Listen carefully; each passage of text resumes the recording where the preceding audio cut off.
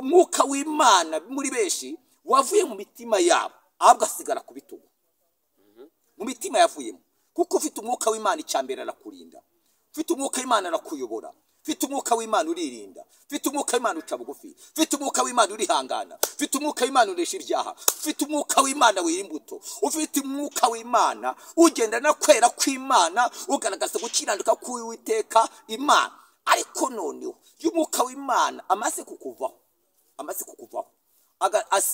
ugasigara ku rutugu uwo muntu ahinduka igicamuki guhinga uretse wumve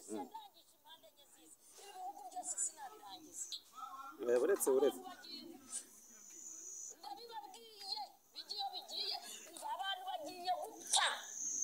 harahirwa umuntu wahambwe niko Imana yambwiye harahirwa umuntu wahambwe abantu bagiye gupfa Kongomani yemwe Barundi yemwe Banyakenya yemwe ba Mozambique yemwe bantu bo muri Amerika ndagira ngo mbabwire ngo ikirenge cy'Imana kizengurutse impande enye z'isi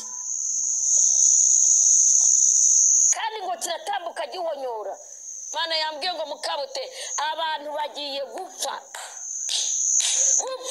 Imana isa ni mwebwe mutumye Imana isa kutumerera nabi kubera ibizira mwakoze wabyumvishije nabyumvise abantu bagiye kugira gute uwo muhanuzi bagiye gupfa hari ari guhanura ariko sigira ngo Imana yaremye abantu ishaka ko bapfa ntabwo yaremye abantu ishaka ko bapfa ahubwo yaremye abantu ishaka kubagira neza ahubwo hari akaga kajya kabaho kazanywe n'isi na Satani akandi kaga kakazanywa n'abantu ariko nta nyungu Imana ifite mu kurimbura abantu yiremeye nta nyungu ifite mu kurimbura abantu yiremeye nta nyungu ifite mu kurimbura abantu yiremeye kandi nanone kiza kubwira ubuhanuzi buvuye ku Uwiteka ubuhanuzi buvuye ku Uwiteka kuko Imana iravuga ariko bugomba kugira insinzi akora kumvise ubuhanuzi buvuye ku Uwiteka bugomba kugira insinzi urugero Damuru bwana munyamakuru Imana ikakubwira ngo Damuru akaga kari imbere yawe nutihane ariko insinzi izazimeze gute izazi kuvuga ngo ariko nusenga bizakurwaho urumva Imana yabwiye Kayini ati dore ibyaha biri tugatugira kurya umutima wawe ariko insinzi iramubwira ngo ariko nawe nukora ibyiza uzagira gute uzemerwa rero uretse wumve n'ubundi wumvise iki kiganiro mutabona tutavuze mukagira ngo ntabyo kuvuga bihari ni ukuvuga uziga mutabona umva ijambo navuze rikomeye igihe cy'impundu cyararangiye ni igihe cy'induru no kwambara ibigunira wabyumvishije igihe cy'impundu cyararangiye hanyuma ngo tugeze mu gihe cy'iki ngo cyo kwambara ibigunira igihe cyo kuvuza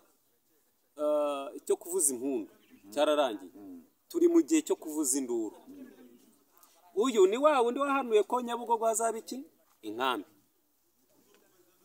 hagiye kuba inkambi uyu ni wa wundi wahanuye ko umushumba Ezayi agiye gutoroka iki igihugu uyu ni wa wundi wavuze ko Justin ariho urupfu Ezekiel ariho gusara uyu ni wa wundi uzwiho kubenura kandi yitwa umuhanuzi ubuhanuzi bwose twagiye hari uwitwa ngo Mukabutere wahanuye ubuhanuzi hari n'uyu uhanuye ubuhanuzi ko abantu bagiye kuvuza iki induru ndetse bakambara ibigunira eske ko nzi neza ko umweskopi cyangwa se umushumba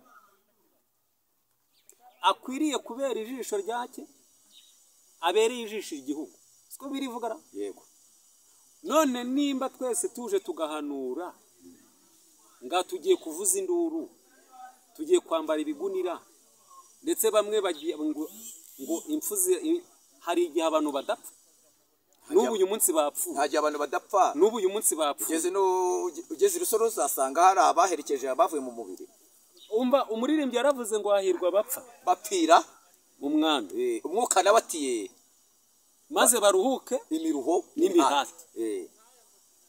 Dore icyiza nabona, ese aba bantu koko u Rwanda ruhindutse muri Sodoma, rwanditse Sodoma.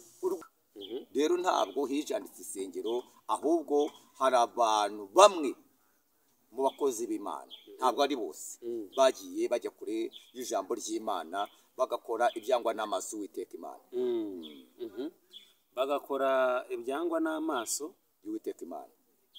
Hanyuma Imana ko ireba, Imana ko yitegereza, kuki yemera ko insengero zifunga? Insengero nyinshi hano mu Rwanda zafunzwe, hari n'izakuwe ku ikarita burundu.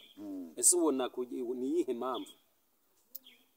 Impamvu ni impamvu z'igihe, ni impamvu z'igihe, kandi ni ibyahanuwe Imana yajyaga ibi byose bivuga, kuko abasenga nta kijya kubaho kibatunguye, nk'uko ijambo ry'Imana bitubwira, nta kijya kubaho kibatunguye. Rero Imana birababaje, birababaje kubona pasitoro ari kujya kudevorusa. Birababaje kubona umukozi w'Imana yitwa ngo ni umukozi w'Imana atandukanye 2, 3, 4. Birababaje. N'icyo azatanga se? Azatanga divorce. Akenshi bamwe mu babihanura nta nubwo Imana iba yabatumye. Ndakubwiza ukuri, ntabwo Imana iba yabatumye. Harumva ikintu cyahanuwe na runaka, ati kugira ngo njye hitirika nanjye ngivugeho menyekane. Ndakubwiza ukuri. Ariko noneho ari ikintu ushatse kuvuga ku buhanuzi. Ibyo Imana ikweretse byose siko ugomba kubivuga. Hari ibyo Imana ikwereka biba bikomeye, atari kujya kubitangaza, ahubwo usabwe kugira gute, kujya kubisengera. Erega n'izindi ziracyafungwa, n'izindi ziracyafungwa, n'izitarafungwa, birakomeje. Bahanuye ndabikubwiza ukuri, n'izitarafungwa bigenza. Yes, reka nongere ndahe ikaze mwe mwese mukomeje kubana natwe aho muherereye hose mu bihugu bigiye bitandukanye. Tubifuriza kugubwa neza. Ni Umurage TV 7 ndetse n'ibyizerwa TV. Uhaye ikaze ukomeje kubana natwe, ukomeje gukanda subscribe, gukora share ndetse na comment. Hanyuma dusuje abumva ururimi rw'Ikinyarwanda kandi abarundi kazi, ariko yewe dushimiye Imana yuko n'umupaka w'u Rwanda n'u Burundi hatangiye kuvuga uti ifunguke. Iyo nkuru wayimenye pasi, ngwaye ikaze. Urakoze cyane, ndabaramukije mwese abadukurikiye hano kuri izi channel. Turavuze ngo amahoro n'imigisha biva mu biganza by'Uwiteka Imana bibane namwe. Amen. Amen. Amakuru wamaze kuyamenya? Aya makuru ntabwo ndayamenya, usibye guhura nayo, kuyasitaraho, ariko buriya byanze bikunze, niba ari impamo, buriya byanze bikunze turabimenya. Ntabwo ureba ugiye gushinga itorero i Burundi? I Burundi ntabwo mfite gahunda kujya gushinga itorero, gusa mfite gahunda yo kuba nakora umurimo w'Imana ku isi, ariko mpereye mu Rwanda aho mvuka. Mu Rwanda aho uvuka umeze neza? Ndashima Imana. Amakuru y'iminsi pastor? Imana iraturinze, Imana ibanye natwe, turabona bwira bugacya, nta urwaye, turi bazima, turashima Yesu. Mbere yuko dutangira iki kiganiro banze dushyire imbere y'Imana. Uwiteka Imana amahoro, ndagushimiye, ndaguhimbaje, ndakunezerewe, urera bana natwe muri byose. Turahangaha Imana yera, tuganira, twungurana ibitekerezo. Nyimira murengezi wanjye data, ibyo tuvuga ntabi ku bwacu, ahubwo umwuka wera atuyobore. Ni mu izina rya Yesu mbisabye, amen. Amen. Pastor, amen. Twihuse cyane, twagiye tubona hirya no hino abantu bavuga ati nyamara nta bapasiteri tugifite. Kubera iki? Bagiye bijandika mu bintu kugeraho noneho n'insengero zabo zifunzwe. Uyu munsi wa none za nama zajyaga imbere y'Imana zikabohoka, zisigaye zibohokera pastor. Ntabwo hijanditse insengero, hijanditse abantu. Hijanditse abantu, ariko hijanditse abantu, kuko ushobora gusanga urusengero yenda pasiteri yakoze amakosa atarahagaze mu kuri kw'ijambo ry'Imana, ariko ugasanga harimo abakristo bo bakomeje guhagarara mu kwera no gukiranuka. Rero ntabwo hijanditse isengero, ahubwo hari abantu bamwe mu bakozi b'Imana, ntabwo ari bose, bagiye bajya kure y'ijambo ry'Imana bagakora ibyangwa n'amaso y'Uwiteka Imana. Bagakora ibyangwa n'amaso y'Uwiteka Imana. Hanyuma Imana ko ireba, Imana ko yitegereza, kuki yemera ko insengero zifunze? Insengero nyinshi hano mu Rwanda zafunzwe, hari n'izakuwe ku ikarita burundu. Ese ubona ni iyihe mpamvu? Impamvu ni impamvu z'igihe, ni impamvu z'igihe kandi ni ibyahanuwe. Imana yajyaga ibi byose bivuga, kuko abasenga nta kijya kubaho kibatunguye, nk'uko ijambo ry'Imana ribitubwira, nta kijya kubaho kibatunguye. Rero Imana yarabivugaga, kandi kuva na kera hari igihe Abisiraheli bajyaga bitwara nabi, maze Imana igakoresha ubwami bukabatsibura akanyafu ku mabuno, bakongera guhindukira. Ushatse kuvuga ko ubwami bukubise akanyafu ku mabuno y'aba bapasiteri? Byanze bikunze, rega burya ubuyobozi, Bibiliya iri bitubwira neza, ubuyobozi bushyirwaho n'Uwiteka Imana, nabo ni abakozi b'Imana. Nuko gusa batitwaza bo Bibiliya yenda n'amasakaramentu, bitwaza amategeko, ariko nabo ni abakozi b'Imana. Ni abakozi b'Imana. Rero Imana igikoresha mu gushyira mu bikorwa gushaka kwayo. Rero ibi ngibi, uko gufungwa kw'isengero, Imana rimwe na rimwe iba yabyemeye nk'akayunguruzo kugira ngo Imana yongere gupima abanyamuhamagaro. Ko abantu bavuga ko Imana atariyo yaba yarafunze izi nsengero? Nta kintu na kimwe gishobora kubaho Imana itacyemeye. Nisarurusha Imana amaboko. Nta kintu na kimwe kibaho Imana itacyemeye. Impamvu yari yacyemeye ni uko yabivuze bitaraba, ariko nanone ikongera ikavuga ko bizagenda. Dufite amasezerano yuko hano mu Rwanda hazaba ububyutse bukomeye cyane, abantu bagakorera Imana mu buryo bukomeye cyane, ububyutse bugakwira isi yose buhereye hano mu Rwanda. Rero hari ibyiringiro yuko abantu bazakorera Imana mu buryo bukomeye cyane, ntabwo ahubwo abantu barakorera Imana. Abangaba tubona bakora imirimo n'ibitangaza bakora iki? Bakora imirimo n'ibitangaza, basengera abantu, bakarabya abantu amavuta, basiga amavuta. Ibyo ni ibintu n'ibimenyetso biba bigaragaza ko Imana yabo ikora. Imana turabyemera ko ikora, kuko ijambo ry'Imana bivuga ngo uko ari ejo n'umunsi niko ari. Ariko noneho ntabwo nuko abantu ibigenda bikoreka rimwe na rimwe babikuye ko bikorwa n'Imana, bamwe bagashaka kubyitirira, nanone abandi bakagira ibyo bakora ari byo babikoze, bagashaka nanone kubyitirira Imana. Rero nshatse kuvuga ngo nta muntu n'umwe ukora ibitangaza uri munsi y'ijuru, nta n'umwe. Nta muntu ukora ibitangaza uri munsi y'ijuru, nta n'umwe ubaho. None biriya tubona ugasengera umuntu agakira, wari uremaye akaba muzima, wari umusaza agakira, wari urwaye ukabona abadayimoni baramuvuyemo baragenda. Biriya bikorwa n'iki? Bikorwa n'Imana. Nanjye ndi umwe mu bantu Imana yagiye ibikoresha, nsengera abantu batandukanye, Imana ikabakiza, kandi hari n'abandi bakozi Imana yagiye ikoresha, na n'uyu munsi none iracyabakoresha. Ariko noneho ni Imana ibikora gusa. Ntabwo muri iki gihe Imana iri gukunda gukoresha abantu cyane mu buryo nk'uko yakabakoresheje, bitewe n'iki. Impamvu ngiyi nuko umuntu muri iki gihe ari gusengera byonyine umuntu yakira ibicurane. Nagusengera bakira ibicurane, nkahita nzamura intugu nk'igihe igitangaza, nk'igihe kitabashwa, nyamara n'Imana arikoze. Imana rikareba niba uyu muntu runaka asengera umuntu agakira ibicurane, akaba azamuye intugu, harya none nasengera umuntu agakira kanseri, biragenda bite? Nasengera umuntu agakira sida, biragenda bite?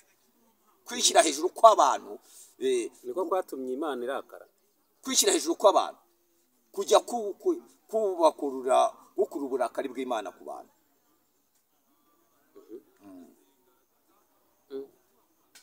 Ubwo abantu bemera iki, bafata iki? Kuko urabona nk'ubu twabonye abapasiteri hirya no hino baza kuri social media bagasubiranamo. Hari n'abavuze ko izi nsengero zifungwa bamwe bagiye gucuruza ububari, bamwe basubira mu nzoga ndetse no mu burayi, kandi bitwaga abapasitori abapasitorine. Abari abahanuzi baza kuri kamera ati ngewe narinda, mwagiye mubibona. Uyu munsi wa none ese aba bantu twereka ko turi abakozi b'Imana, ko turi abahanuzi, ko turi abapasitori, ko turi abaprofete, ko turi abaposo, uranyumva neza? Ese bo bazatwizera gute? Dore ko abantu bamaze gutakariza Imana icyizere, baba bavuga ati nta mana ibarimo, mwese mumeze kimwe na ba runaka. Ako ni akaga, ni kamwe mu kaga kariho mu murimo w'Imana, ariko nanone byose Imana ijya ibyemera ko abo bantu, ntumbwire ngo uyu munsi none urusengero nizafunzwe ejo bundi mu kwa karindwi. Reka hari n'izindi zafunzwe, witwa Pastor Julienne, uramuzi? Ndamuzi. Urusengero rwe narwo rwafunzwe.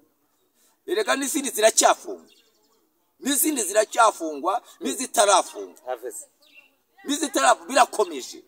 Bahanuye ndabikubwiza ukuri, n'izitarafungwa igenzura rirakomeje, nazo zizafungwa. Uko niko kuri. Gufunga birakomeje.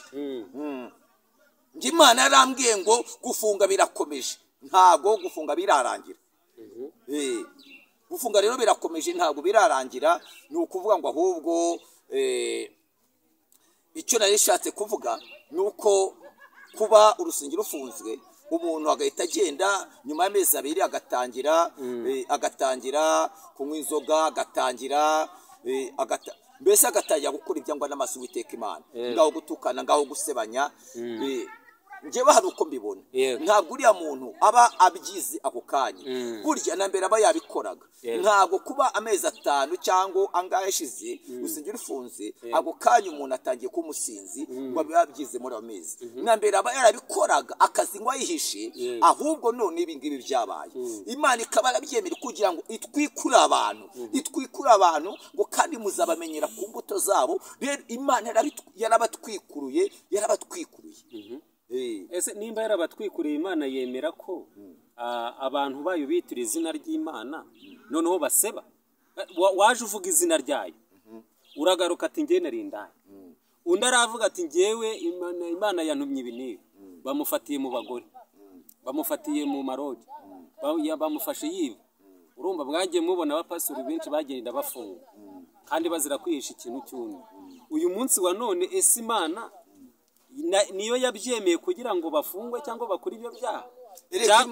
Imana yagiye ivuga kenshi ngo ndarambiwe ibikorerwa mu nzu y'Imana, ndarambiwe ibikorerwa mu nsengero. Noneho rero Imana igitwikurura, byanze bikunze ijambo ry'Imana avuga ngo izarobanura intama n'ihene. Rero kurobanurwa ni gute? Nuko abantu bose bajya bagera hehe? Ku kagezi. Bajya bagera ku kagezi. Wibuka ko n'Imana itoranya Gidiyoni igiye kumukoresha, nagiye atoranya abagabo benshi cyane agiye kurwanisha, ariko Imana iravuga ngo bakabije kuba benshi, bamanukane ubajyane ku kagezi. Bakijya ku kagezi nibwo buri muntu wese, bamwe hari abamwisheje amashyi, hari n'abashyizemo umunwa baje bata nk'imbwa. Imana abanywesheje amashyi rero bari 300. Imana iravuga ngo abo ngabo nibo nzakoresha. Rero Imana ibyemera rimwe na rimwe ko abantu bayo bagera ku kagezi kugira ngo n'agakiza kabo kagaragare. Tugenda twumva ubuhanuzi hirya no hino, abahanuzi bahanura ati intambara mu Burundi, intambara mu Rwanda, intambara. Kuki intambara iri mu kanwa k'abahanuzi? Ese abahanuzi babereweho iki pasi? Umuhanuzi icyambere, umuhanuzi ni umuntu nk'abandi, ariko wagiriwe icyizere n'Imana cyo kuba yamunyuzamo amakuru kugira ngo abashe kuburira ubwoko bw'Imana. Hanyuma iyo maze kubona ubuhanuzi nk'ubwo butambutse, ese wowe nka pastori, uri pastori nibyo? Hanyuma nkawe ni ikihe umwuka w'Imana akongorera? Ese koko ni ibihe byaha by'indengakamere byatuma mu gihugu cyacu habamo intambara, ku buryo abahanuzi badashobora gusenga nimba iyo ibyo byago bije kuki batabisengera koko nimba ari Imana yabatumye? akenshi bamwe mu babihanura nta nubwo Imana iba yabatumye. Ndakubwiza ukuri, ntabwo Imana iba yabatumye. hari umva ikintu cyahanuwe na runaka ati kugira ngo njye hitirika nanjye ngivugeho menyekane. ndakubwiza ukuri. ariko noneho hari ikintu ushatse kuvuga ku buhanuzi. ibyo Imana ikweretse byose siko ugomba kubivuga. hari ibyo Imana ikwereka biba bikomeye atari kujya kubitangaza, ahubwo usabwe kugira gute, kujya kubisengera. usabwe kujya kubisengera. noneho rero navuga ngo harimo kubura ubwenge, harimo kandi abo bavuga intambara ni abatayizi. burya ni abatayizi. nkanjye jyewe ubwanjye sinshobora kujya guhanura ngo mvuge ngo mu gihugu ngo akaga karabaye. bitewe n'iki? ngomba kugendera mu ijambo ry'Uwiteka Imana, kabana n'ubwo byaba bihari. Imana yabinyeretse. nagendera mu ijambo ry'Imana nkareba. hari abatubanjije ariko bitwaraga muri situasiyo nk'iyo. Bibiri twereka umukozi w'Imana Elisa. mu Isiraheli hari igihe bahoraga bakarwana n'Abasiriya. ariko Elisa akagira umugisha nk'umuhanuzi w'Imana, Imana ikabimuhishurira.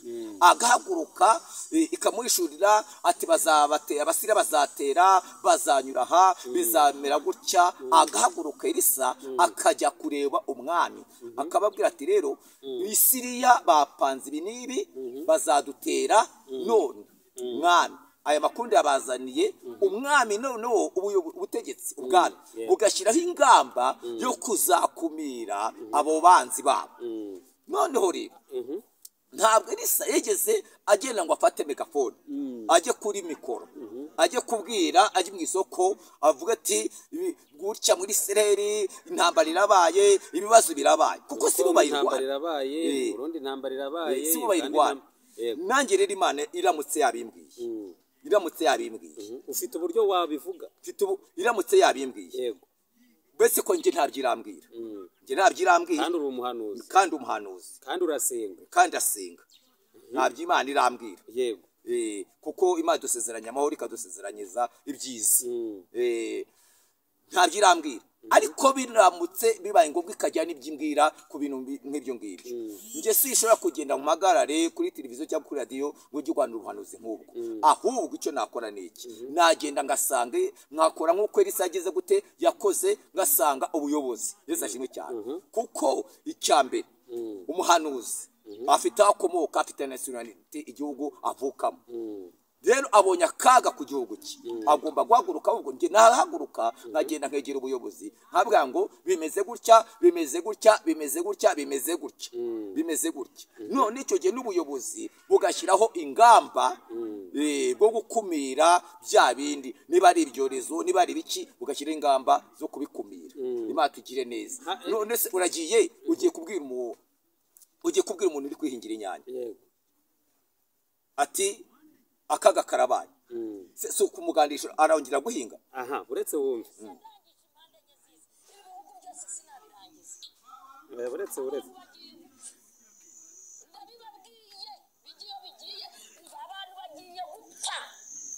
harahirwa umuntu wahambwe, niko Imana yambwiye. harahirwa umuntu wahambwe. abantu bagiye gupfa. Kongomani, yemwe Barundi, yemwe Banyakenya, yemwe ba Mozambike, yemwe bantu bo muri Amerika, ndagira ngo mbabwire ngo ikirenge cy'Imana kizengurutse impande enye z'isi, kandi ngo kiratambuka gihonyora. Imana yambwiye ngo Mukabute, abantu bagiye gupfa. Imana isa ni mwebwe mutumye Imana isa kutumerera nabi kubera ibizira mwakoze. wabyumvishije? nabyumvise. abantu bagiye kugira gute? uwo muhanuzi bagiye gupfa, hari ibyo ari guhanura. ariko sigira ngo Imana yaremye abantu ishaka ko bapfa. ntabwo yaremye abantu ishaka ko bapfa, ahubwo yaremye abantu ishaka kubagira neza. ahubwo hari akaga kajya kabaho kazanywe n'isi na Satani, akandi kaga kakazanywa n'abantu. ariko nta nyungu Imana ifite mu kurimbura abantu yiremeye. Nta nyungu ifite mu kurimbura abantu yiremeye. Nta nyungu ifite mu kurimbura abantu yiremeye. Kandi nanone kiza kubwira ubuhanuzi buvuye ku Uwiteka. Ubuhanuzi buvuye ku Uwiteka kuko Imana iravuga, ariko bugomba kugira intsinzi. Akora kumvise? Ubuhanuzi buvuye ku Uwiteka bugomba kugira intsinzi. Urugero, Damuru, bwana munyamakuru, Imana ikakubwira ngo Damuru akaga kari imbere yawe nutihane.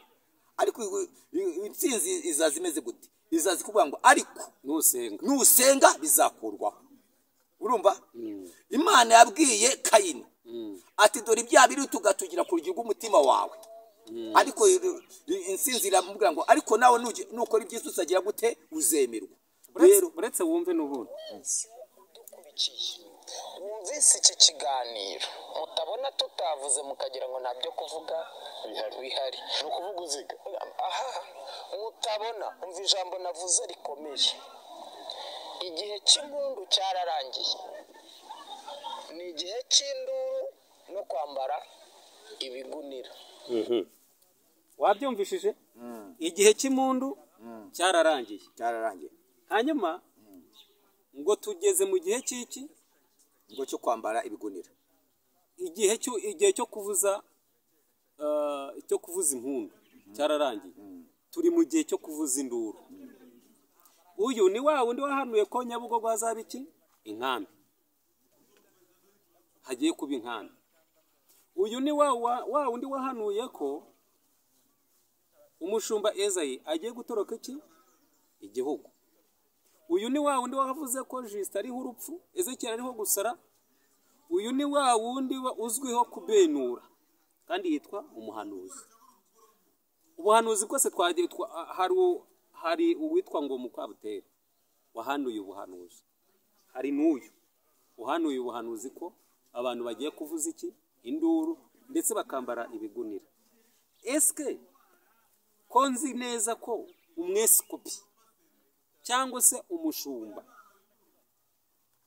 akwiriye kubera ijisho ryake, abereye ijisho igihugu. Siko birivugara? Yego.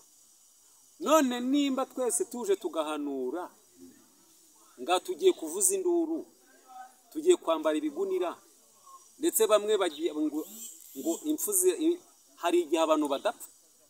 N'ubu uyu munsi bapfuye. Nta gihe abantu badapfa. N'ubu uyu munsi bapfuye. Ugeze Rusoro uzasanga hari abaherekeje abavuye mu mubiri. Umva umuririmbyi yaravuze ngo hahirwa bapfa bapfira umwami. Umwuka nabatiye maze baruhuke imiruho n'imihati. Dore icyiza nabona. Ese aba bantu koko si ugukwirakwiza ibihuha ngire ngo?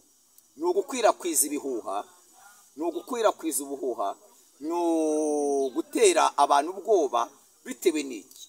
Impamvu ibi bintu ari bibi. None se umuntu niba agiye agahagara hariya ati akaga karabaye, icyambere wahingaga aracika intege zo guhinga, ati n'ubundi ndabihinga se bizagenda bite? Ntabwo nziza nzanabirya. Wava uri kujyana umwana mu ishuri aravuga ati ubundi iyi school fees ndajya kuyitanga ngo bigende bite? Azigarangize se? Rero ibi bintu nta nubwo bazaryama ngo basinze. Ntabwo bazaryama ngo basinze.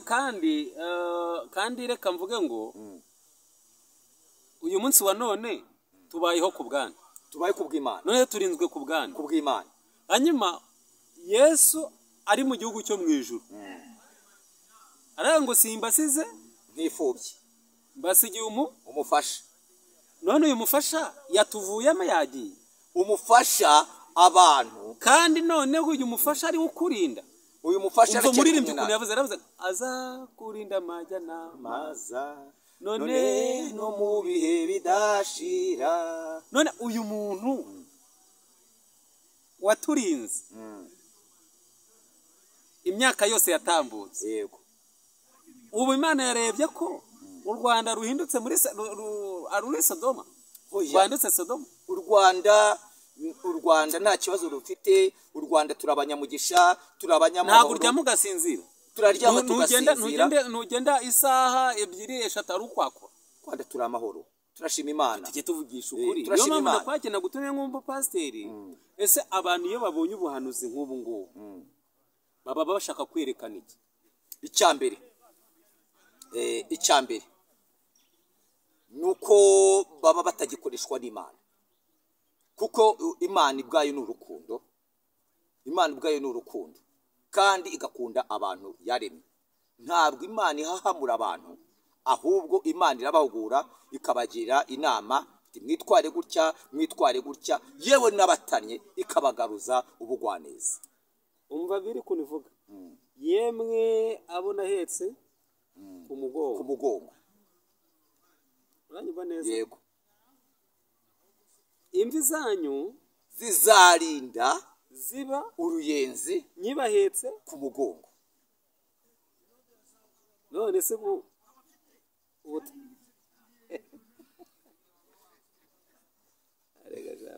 Nakaga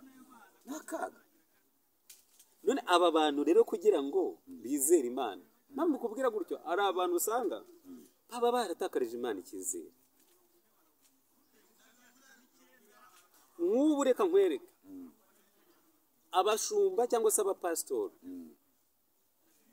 nibo bashobora kuba intandaro yo gukurira akaga isi. ndaguha urugero, nimba nje nkavuga ngo uri mugore utunze ntabwo ari uwawe, nkagusenya urugo rwa mbere, nkagusenya urugo rwa kabiri, nkasenya ingo za gatatu, niko nsambana, niko niba, niko ndoga, niko ngira gute. uyu munsi wa none iryo torero ririmo n'abakristo urimo uzaba ubayoboresheje umugozi mwiza w'urukundo? ntabwo ari umugozi mwiza w'urukundo. Bitewe n'iki? Kuko umukozi w'Imana agomba kuba bandebereho. Bandebereho. Ariko birababaje, birababaje kubona pasitoro ari kujya kudevorusa. Birababaje kubona umukozi w'Imana yitwa ngo umukozi w'Imana atandukanye kabiri gatatu kane. Birababaje. N'icyo azatanga se? Azatanga divorce. Ariko njyewe ndibaza, bwana munyamakuru, uyu musa none genda umushumba wawe cyangwa ukuyobora mu by'umwuka adevurushije gatatu, yego, noneho nawe wagize ikibazo mu rugo, urangije ugiye kumugisha inama, nihe nama azakugira? Kukubwira ati nawe hita mutandukana, nicyo azakugiraho inama ze. Ni ukuvuga ngo rero ikibazo abantu bafite umwuka w'Imana muri benshi wavuye mu mitima yabo, ahubwo asigara ku bitugu. Mu mitima yavuyemo, kuko ufite umwuka w'Imana icyambere arakurinda, ufite umwuka w'Imana arakuyobora, ufite umwuka w'Imana uririnda, ufite umwuka w'Imana uca bugufi, ufite umwuka w'Imana urihangana, ufite umwuka w'Imana uresha ibyaha, ufite umwuka w'Imana wera imbuto, ufite umwuka w'Imana ugenda na kwera kw'Imana, ugaragaza gukiranuka k'Uwiteka Imana. Ariko noneho y'umwuka w'Imana amaze kukuvaho ugasigara ku rutugu, uwo muntu ahinduka igicamuki. kuvuga ko aba bantu bose tubona kuri social media, bamwe baratwaye abagabo b'abandi, abandi baratandukanye n'abagabo, ugasanga bose ni abahanuzi. Ingo nyinshi z'abahanuzi zisenywa n'iki? Ingo nyinshi z'abapasiteri zisenywa n'iki? Icyambere kizisenya, kumenya ko aba bantu baba barabaye ibicamuke. Tunanagana no ku musozo, kubera ko ingo z'abahanuzi z'abapasitori zisenywa n'iki? Ngaho tuvira umuzingo wabo. Ikintu kiri gusenya ingo cyane cyane, icyambere harimo ko bigisha abandi kwihangana ariko batagira kwihangana, harimo ko bigisha abandi gukizwa bo badakijijwe, harimo kwa kundi muri make kutamenya guhagarara mu gihe. Ariko umuntu w'Imana, umukozi w'Imana wahamagawe n'Uwiteka Imana, icyambere agomba kwera imbuto, agomba kwirinda, agomba kugenda akiranuka. Imana mu ijuru itugire neza. Ntabwo agomba kuba ari wa muntu wa kamere, niwe ahubwo ugomba kugenda agaragaza kwera kw'Imana. Noneho rero navuga ngo nakaga, kuko ingo z'abakozi b'Imana muri iyi minsi zirasenyutse cyane. si abakozi b'Imana gusa n'iz'abandi zirasenyuka, nuko gusa abakozi b'Imana aribo bavugwa. Ariko none umukozi w'Uwiteka Imana icya mbere agomba kwihangana. Si bivuze yuko hano mu isi ari paradizo, ariko mu byo uhura nabyo, mu byo ucamo byose usabwe kwihangana, ukagendana ubuntu bw'Imana, ukagaragaza kwera kw'Imana. Kuko bitewe n'iki Bibiri bivuga neza, tugende mu ijambo ry'Imana, udashoboye kubaka urugo rwe nta nubwo yabasha kubaka umurimo w'Imana. Unaniwe kubaka urugo rwe ntabwo yabasha kubaka umurimo w'Imana. Niyo mpamvu rero ibyo tubona tukwiriye kubyigiraho, abantu bagaruke ku isoko, bongere bera imbuto, bongere bakizwe, bashaka amaso Uwiteka Imana, bakizwe bahinduke. Nicyo navuga. Naho ubundi navuga ngo iyi minsi igushije benshi, ariko abantu nibagaruke ku rufatiro haracyari ibyiringiro. Hari igitorero ryawe ryitwaga? Si ngombwa kuvuga amatorero. Ariko reka tubwire abantu wari ufite itorero, ufite n'ikibanza, uri pasiteri ndetse uri kavuzanduru. Yego. Induru yivugirije hehe ubu? Induru uri kuyivugiriza muri iyi minsi bitewe igihe cyaraducecekesheje, ariko uko nubwo bigoye ntabwo ngomba guceceka. Niba mpuye nawe ngomba kukubwira ubutumwa bwiza, nkakubwira ijambo ry'Imana, nkaza no kuri televiziyo nkavuga ubutumwa bwiza, ngahugura, ngacyaha, nkatesha, nkabwira abantu iby'urusi imitima, nkababwira iby'urugendo rujya mu ijuru. Rero n'ahangaha kuri izi cano ndi kuvuga ubutumwa bwiza. Ngaho reka twisoreze, uwakumva afashijwe no kugira ngo aganire nawe, waduha nimero zawe. Nimero yanjye ni 0788 Uwiteka aduhana umugisha. Hanyuma reka tubabwire ngo ibiganiro byacu tunakagaruka. Shalom.